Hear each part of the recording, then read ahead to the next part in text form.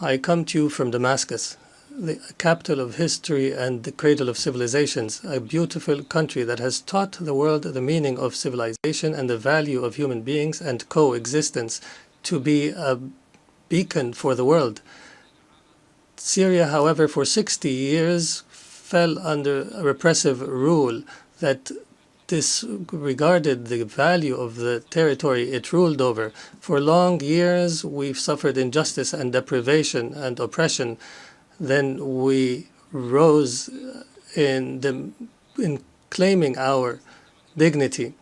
As things stand, the world is seeming to pit the present against the future and seeing it as a contradiction. This is a political, economic and philosophical problem, and the response to that problem and that opposition will determine the course of humankind. If we push to the end this idea of comfort versus discomfort, the entire world, I would say that now the entire world seems stagnating in the comfort at the present, overlooking the consequences that will have for the future.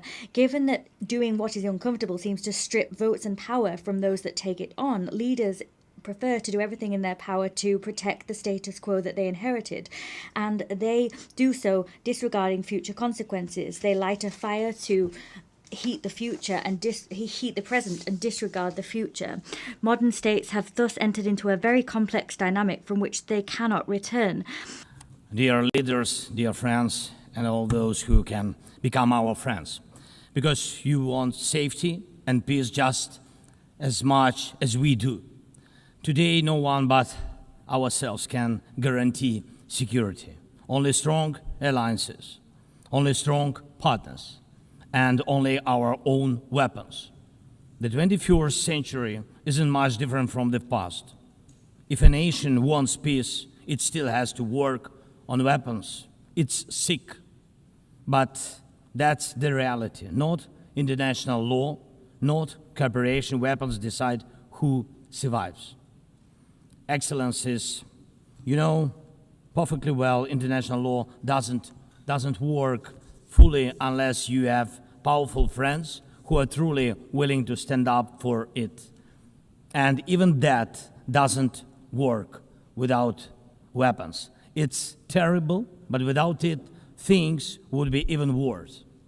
There are no security guarantees except friends and weapons. No Ukrainian choice this kind of reality. Ladies and gentlemen, you all bore witness that this past June, my country was subjected to a savage aggression in flagrant contravention of the most elementary principles of international law. The aerial assaults of the Zionist regime and the United States of America against Iran's cities, homes, and infrastructures, precisely at a time when we were treading the path of diplomatic negotiations, constituted a grave betrayal of diplomacy and a subversion of efforts towards the establishment of stability and peace. This brazen act of aggression, in addition to martyring a number of commanders, citizens, children, women, scientists, and intellectual elites of my country, inflicted a grievous blow upon international trust and the very prospect of peace in the region. Should we fail to confront such perilous breaches of international norms, these aberrations shall spread to engulf the world. This is a timely opportunity to reflect on the present, the past, and the future of this universal organization and on its contribution to peace, stability, and development in a time of extreme complexity. Ours is a world that is fast-paced and unrestrained, one that frequently brings us to the brink. One in which there are voices that continue to proclaim the end of multilateralism and the obsolescence and inefficacy of the United Nations. It is said that this is the result of replacing dialogue and cooperation with competition, rivalry, and extreme tension. This is not the world we're heading towards. Serbia is not a buffer zone, it is a bridge, and bridges connect, they do not divide. Therefore, as the President of Serbia, for the first time I would like to offer Belgrade, the capital of Serbia, as a place of dialogue for all the conflicts around the world. I believe that we will offer the best possible hospitality and absolute security for the participants. The world is facing its deadly surge in violence since World War II. In 2024, 61 armed conflicts erupted across 36 countries, the highest number in more than 7 decades. The proliferation of misinformation, particularly via digital platforms, has fueled distrust between countries, targeting elections, trade negotiations, and public sentiment. Serbia believes in pragmatic cooperation, finding common ground even where disagreements persist. People around the world are frustrated with governments and businesses, and they want a better future for themselves and their families. The best way to deliver that is through collaboration across nations. Regrettably, 80 years after its inception, our organization faces a disturbing resurgence of armed conflicts the world over. In so many places, the language of weapons has won out over good sense and diplomacy. This is the failure of our collective promise, that of forging a world free from the scourge of war. It is also the sign of a weakened international system, sometimes a powerless international system, faced with the logic of confrontation. Today,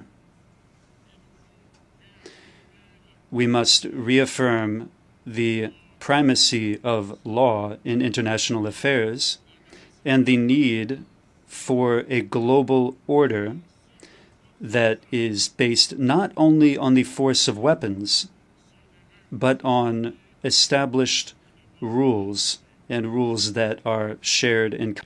A third world war fought piecemeal. Obviously, among the major conflicts underway is, of course, the large-scale war of aggression by the Russian Federation against Ukraine.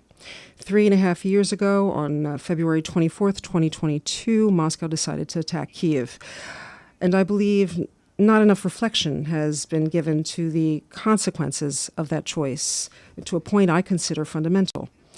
The Russian Federation, a permanent member of the Security Council, deliberately trampled on Article 2 of the UN Charter, violating the integrity and political independence of another sovereign state, with the aim of annexing its territory. And still today, it shows no willingness to seriously accept any invitation to sit at the peace table.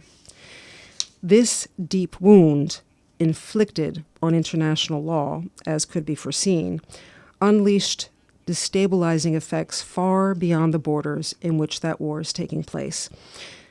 The conflict in Ukraine has rekindled and set off several other crises.